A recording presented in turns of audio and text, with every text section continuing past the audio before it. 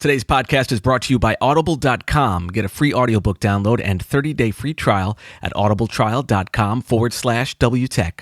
Over 180,000 titles to choose from for your iPhone, Android, Kindle, or MP3 player. Washington Tech Policy Podcast, episode number 11.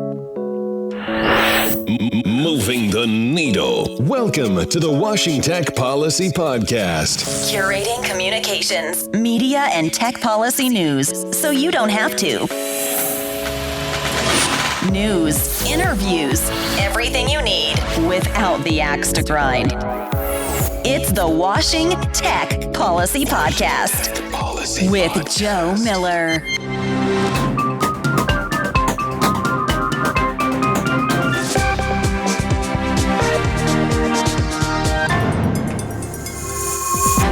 Charter opposes the opposers of its plan to acquire Time Warner Cable. Google donates $2.35 million to groups fighting racism. And Alan Roth is my guest.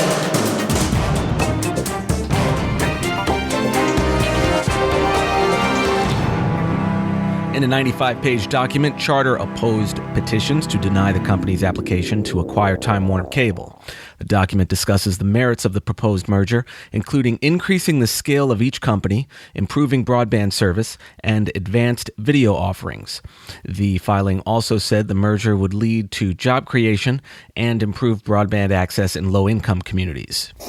The bill that would help protect consumers who write negative reviews about businesses on sites such as Yelp, the Consumer Review Act, is looking good in Congress. Senate Commerce Committee Chairman John Thune, the Republican from South Dakota, told reporters last week that there is a, quote, good critical mass building behind the issue in both chambers, end quote. He said the Commerce Committee will vote on the bill within weeks and anticipates being able to get the bill through the House. Public Knowledge, EFF, ITIF, and Engine also support the bill and wrote a letter stating, quote, non-defamation clauses stifle free speech and harm citizens' ability to make informed purchasing decisions while rewarding bad businesses that are willing to bully their clientele into silence, end quote. Thune also said Thursday that it is very unlikely that any net neutrality riders would be attached to any spending bills. The Electronic Privacy Information Center, EPIC, is suing the Department of Justice for a secretive agreement known as an umbrella agreement that is governing how police in the U.S. and Europe can access each other's data. The problem is that the public hasn't seen this umbrella agreement, and Congress is currently debating the Judicial Redress Act, which is designed to govern how Americans and Europeans share Europeans' data. Google has donated $2.35 million to just 3 groups, all of which are based in the San Francisco Bay Area: the Ella Baker Center for Human Rights, the Silicon Valley Debug, and the Oakland Unified School District's African American Male Achievement Program. In D.C., members of the Congressional Black Caucus met with executives from Facebook, Microsoft, and Verizon, and Jesse Jackson went after Twitter to reveal what percentage of the workforce affected by the company's recent layoffs were from minority groups. The Internet Association, which has been rising to prominence as the tech industry trade group representing companies like Google, Facebook, and Uber, has launched a state-based operation. The group hired Dusty Brighton, who used to lobby for eBay, as VP of State Government Affairs. One of his key projects will be negotiating between incumbent taxi companies, city councils, and Uber and Lyft. David Plouffe, Uber's chief lobbyist, was at 1776, one of the startup incubators here in town, talking about how Uber reduces unemployment, saying there are over 400,000 active Uber drivers in the U.S. alone, 27,000 of which are in D.C. He compared this to a new factory opening up and creating jobs. David Plouffe, Uber's chief lobbyist, was at 1776, one of the startup incubators here in town, talking about how Uber reduces unemployment, saying there are over 400,000 active Uber drivers in the U.S. alone, 27,000 of which are in D.C. He said this is akin to a new factory opening up and creating jobs. 3 Republican senators, John Ernst, Jim Inhofe, and Roger Wicker, plus 1 Democrat, Chris Murphy, have written the Pentagon, State Department, and Department of Homeland Security asking the agencies to do more to address undersea cable security. The New York Times had reported a couple weeks ago that undersea cables are vulnerable to Russian invasion. The FCC and Department of Justice are looking into some radio stations in the U.S. that are allegedly being programmed, at least in part, by the Chinese government. Reuters reports that China Radio International, CRI, a Chinese state-run broadcasting entity, owns 60% of the company owned by James Su, a naturalized U.S. citizen and Shanghai native, head of G&E Studios. The current foreign ownership cap is set to allow foreign owners to own 20% of a station and 25% of a station's parent company. The FCC is considering requiring ISPs to include nutritional labels on their websites to help consumers understand more about the upload and download speeds companies are offering and compare them to competitors. Republican FCC Commissioner Ajit Pai said on Thursday that the FCC should, quote, have the courage to postpone the long-awaited incentive auctions beyond the planned launch date of March 29th. He said the date is not etched in stone, and if the software that will be used for auctions isn't fully operational, then the FCC should wait. The House introduced a bill, the Mass Surveillance Act, that would require federal law enforcement officials to obtain a warrant before engaging in aerial surveillance. The bill was introduced by Democratic Representative Suzanne DelBene from Washington State. The bill is specifically designed to require warrants for law enforcement officials seeking to use so-called stingray devices, which can be airborne and mimic cell towers, thereby allowing them to intercept calls. Cox has agreed to pay the FCC $595,000 in a settlement for breaching its customers' privacy last year. Some hackers convinced some of Cox's customer service representatives to hand over passwords, which allowed them to access personal customer information, including partial Social Security numbers. Finally, the National Journal reported that student loan companies complained to the FCC earlier this year that robocalling restrictions were preventing them from reaching borrowers. There's a new bill to remove a section of the new budget agreement that would allow student loan companies representing government creditors to make robocalls.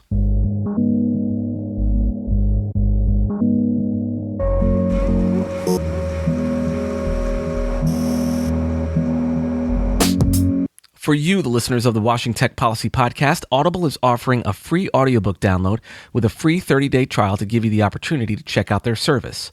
Audible is a great way to stay on top of reading for pleasure while being bogged down in the policy papers you're bogged down with the rest of the day.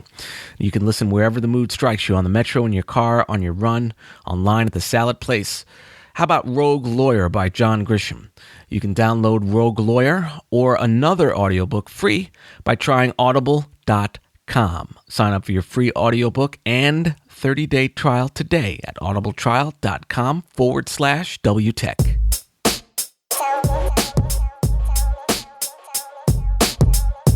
My guest today is Alan Roth. Alan J. Roth is USTelecom's Senior Executive Vice President, where he serves as Deputy to President and CEO Walter B. McCormick Jr. in directing the government affairs mission of the association. Roth, a respected government relations professional and well-known Washington veteran, came to U.S. Telecom from his role as a principal in the government affairs firm of Lent Scrivner and Roth LLC. As a former staff director and chief counsel to the House Energy and Commerce Committee, Roth was recognized by roll call as one of the 50 most influential staffers on Capitol Hill, while he served as the highest-ranking advisor to Representative John D. Dingell, the Democrat from Michigan, and the committee's chairman at the time. The Hill has also cited Allen in its list of top lobbyists as one of the best in the business. He earned his bachelor's in poli-sci from American, from which he graduated magna cum laude, and his JD from NYU School of Law. Please welcome Alan Roth.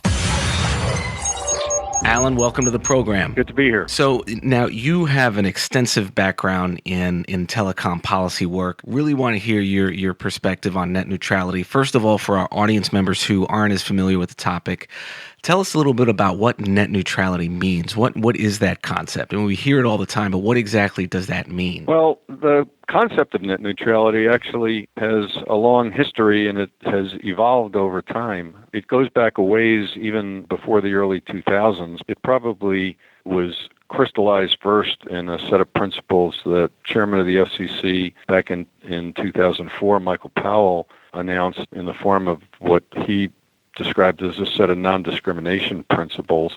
And at that point in time, they were couched in kind of the phrase, the four freedoms. He called them the freedom to access content, the freedom to run applications, the freedom to attach devices to whatever device you were running, and the freedom to obtain plan information from your service provider.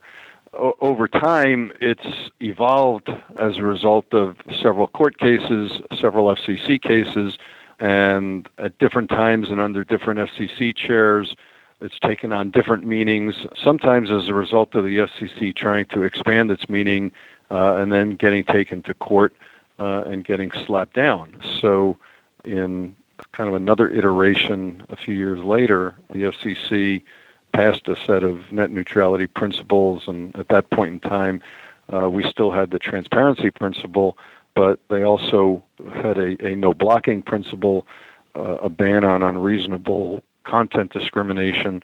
Those were subject in turn to reasonable network management on the part of the providers.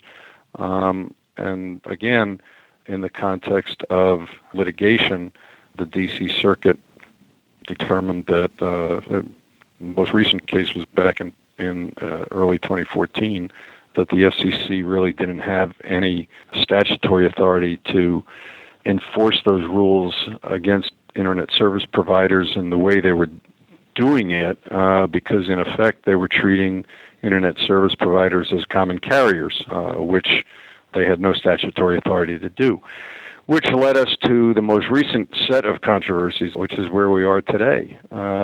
And the president last fall announced a set of principles that he subscribed to and that we're fully supportive of as an industry, basically consisting of no blocking of access to lawful websites, no throttling of traffic, again, subject to reasonable network management, which is something the president, again, agreed that he subscribed to, no paid prioritization of one website over another, and transparency for the consumer.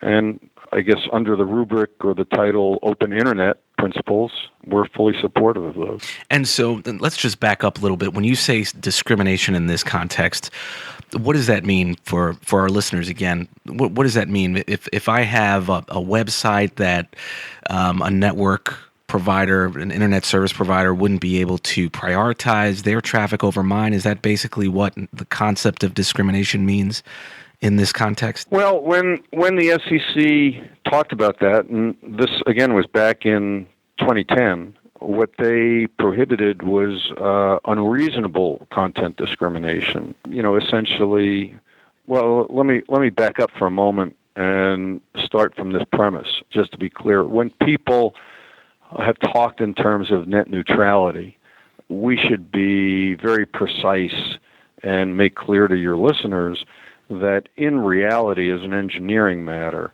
there has never been pure neutrality on the internet. In other words, if there were pure neutrality, if every one and every zero were treated exactly neutral, then your email and your photographs and your video, the only thing that our computers see, that our servers see, that all of that equipment sees are ones and zeros. If every one and zero were treated exactly neutral, they would all arrive in exactly neutral order. Through the magic, the genius of our engineers, they're assembled and disassembled in a form so that you can see your videos in a way that you can watch them and enjoy them. You can see your photographs in a way that you can watch them and enjoy them. And they're prioritized in a different way than your emails and in a different way than this voice communication that you and I are now having. And so in that sense, in that very down at the very gut level sense, there is some discrimination. That's a form of network management. I think what the FCC meant at the time, back in 2010, by saying no unreasonable discrimination, meant that there should not be unreasonable discrimination between websites in terms of no prioritization of one website over another, or no favoring of one website over another, or one application over another, say just because the content provider happened to have a particular relationship with or ownership interest in one app or one content provider as distinguished from another. In other words, that everybody should be able to access the content of their choice, and that the internet service provider should not be able to favor or disfavor your ability to get to any content that you want and access any content that you want in a reasonable way. So now tell me about Title II. What, and again, I think a lot of times when you hear about these conversations, they kind of occur in a way that sort of presume that everybody knows all of the background information. We really try to sort of clarify that and clarify a lot of these concepts from, at a really foundational level. So can you tell us a little bit about what does Title II mean? What is Title II? Is that a section of the Communications Act? What does that apply to? What's a common carrier? Can you just kind of give us the basics there? I'll do my best. And again, we started out talking about neutrality having its roots back in the early 2000s, or even a little before that. I'm going to go back to the 19th century here, because Title II utility regulation really has its roots in the 1887 Interstate Commerce Act, which pervasively regulated the railroad industry in this country for nearly a century. And essentially what Title II was adapted from, if you will, was the 1887 Interstate Commerce Act. It was a part of, Title II was a part of the 1934 Communications Act. And if you actually trace the language of Title II, which was originally adopted to regulate the telephone industry, you'll find that the very language that you see in the key sections of Title II really go back through the 1887 Interstate Commerce Act. And candidly, we don't support the FCC's reclassification of internet broadband service under Title II of the Communications Act so that they can regulate it in the 21st century the way they regulated telephones in the 20th century, or the way the Interstate Commerce Commission was created in 1887 to regulate the railroads in the 19th century. And essentially what that entails is very much utility-style regulation of every kind of rate and practice and classification and service that a utility would offer. So now you said before that U.S. Telecom supports the president's open internet principles that he expressed. Yes.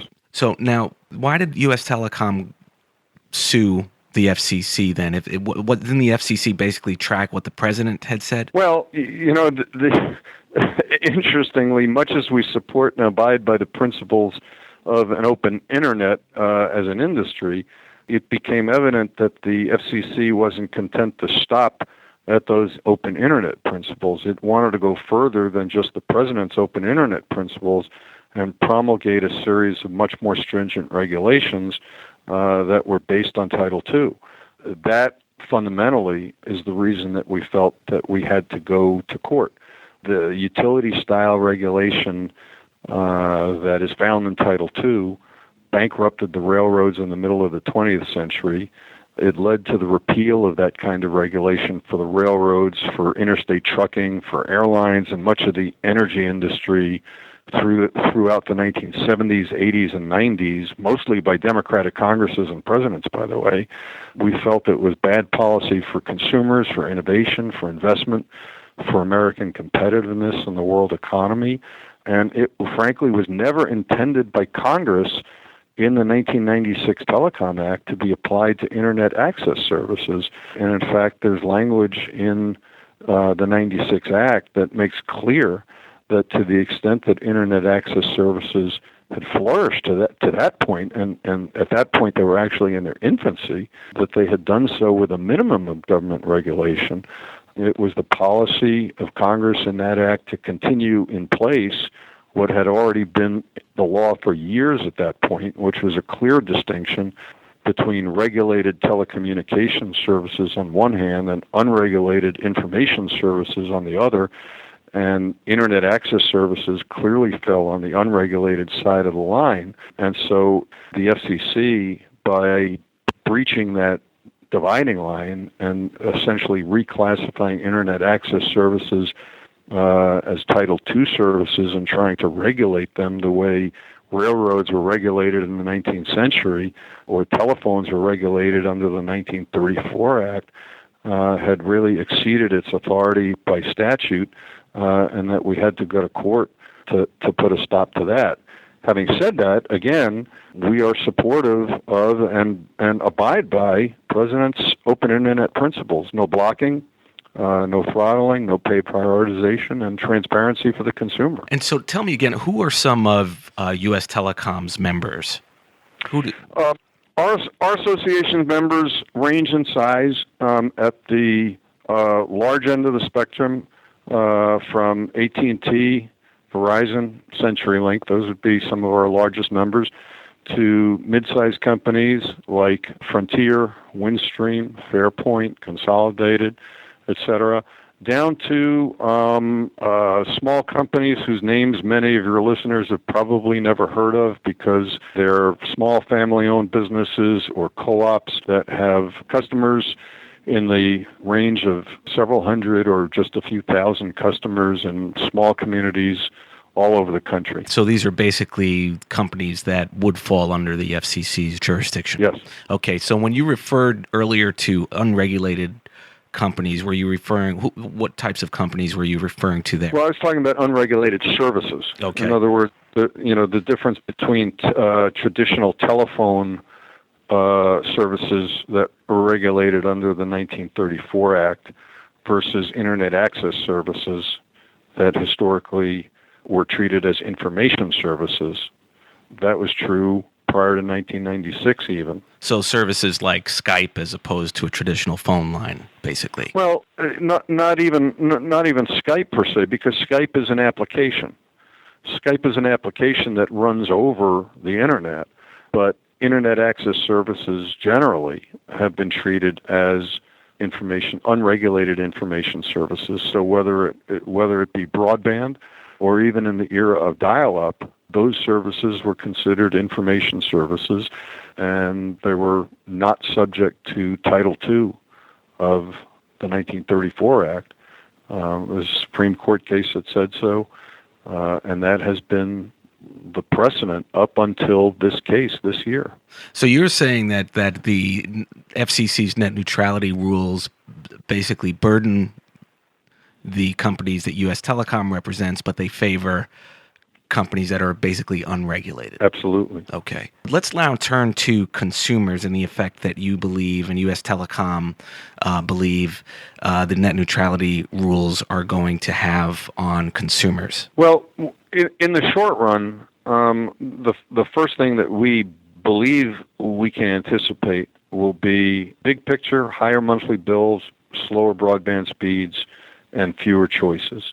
In terms of higher costs, the utility style of regulation of broadband under Title II could end up resulting in billions of dollars in state and local taxes and fees that are likely to be passed on to consumers. There are states and localities all over the country that treat the operation of a utility, in other words, a traditional regulated telecom utility, as a privilege that's subject to taxation. Historically, those portions of an ISP's, and by that I mean a telecom company's assets that have been used for the delivery of Internet access services, have not been treated as subject to those utility taxes or those privilege taxes. This decision by the FCC throws all that into question. And if states and localities start deciding that, all of that stuff is now subject to our local telecom taxes because the FCC has decided these are all now telecom services as opposed to information services, suddenly we will likely have both litigation at every level, but ultimately, if this decision stands and those taxes stand, those taxes are going to be passed on to consumers. We have the potential for the extension of 911 fees to broadband. The decision throws into question exactly how, and we don't know the answer to this yet, but exactly how USF fees are going to be levied for the extension of broadband into the future. So that door is still open. And USF is the Universal Service Fund. Universal Service Fund. Subsidizes now Right. broadband service for low-income households. Right. And for other purposes as well, schools, libraries, healthcare costs, etc.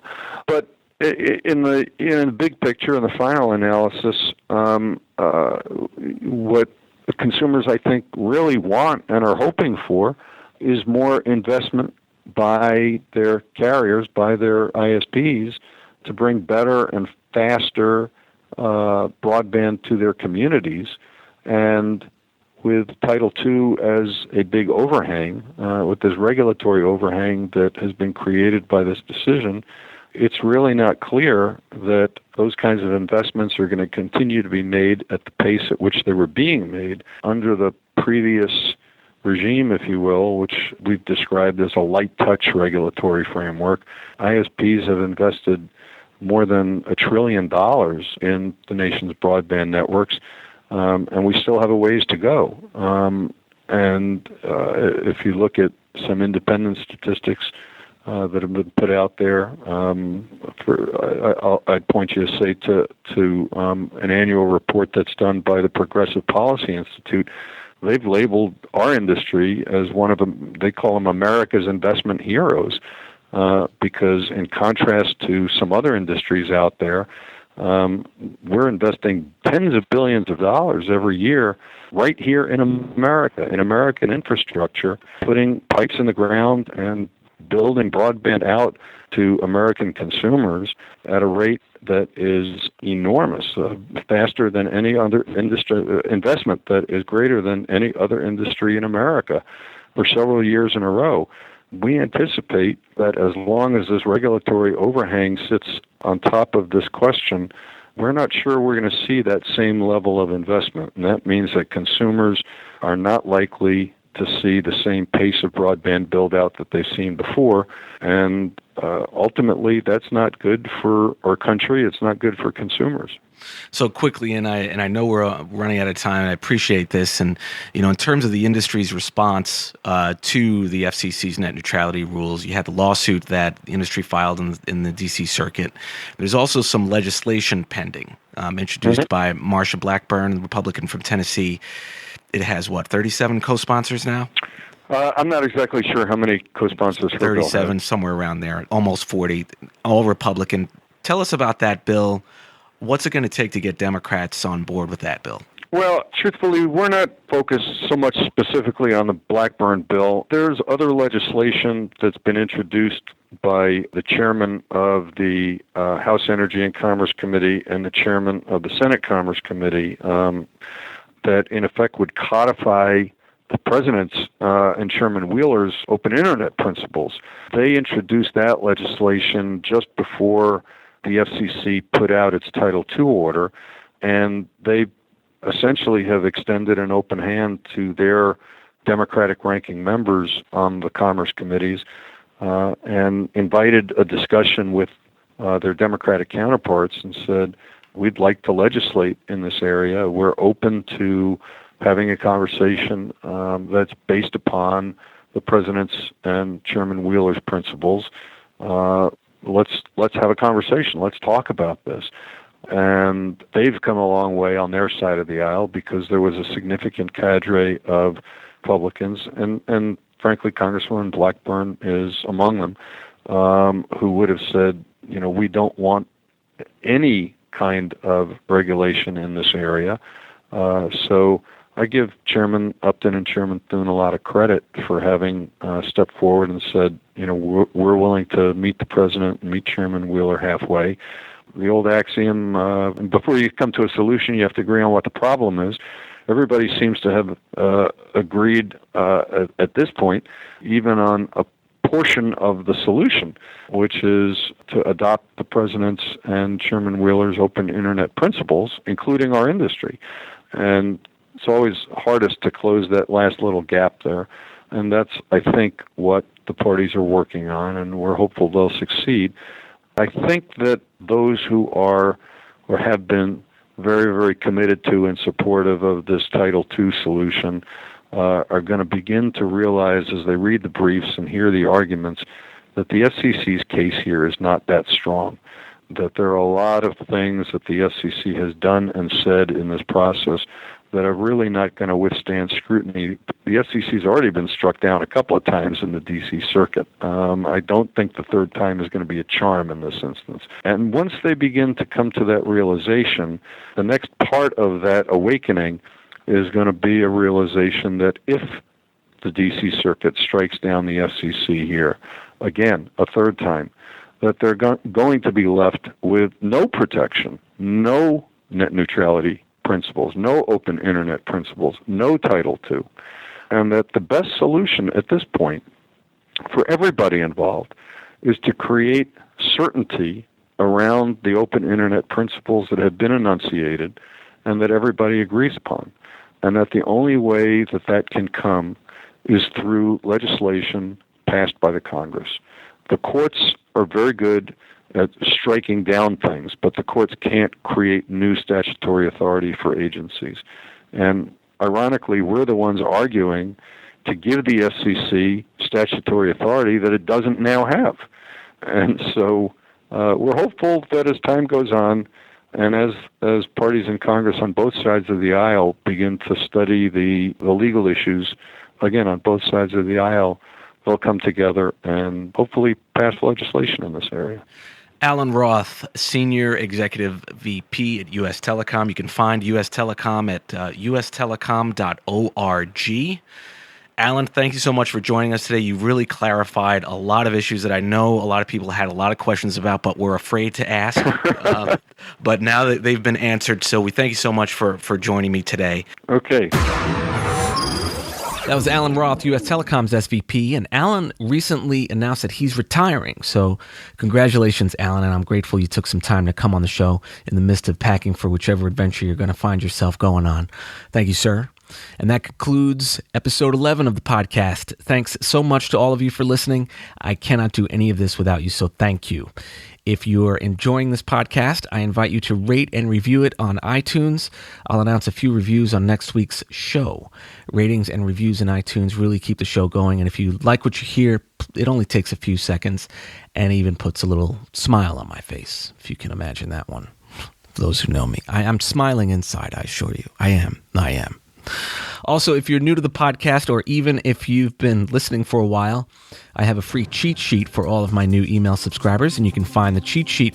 You can find the sign up for that at washingtech.com/cheat sheet. And that cheat sheet is a guide for you to get up to speed on various different policy areas, including cybersecurity, intellectual property, net neutrality, and other areas. It's a quick reference anytime you're preparing for a meeting or writing something you need citations for. That's washingtech.com/cheat sheet. Thanks again to all of you for listening, and I will see you back here next week. Take care. Thanks for listening to the Washing Tech Policy Podcast. You've been briefed.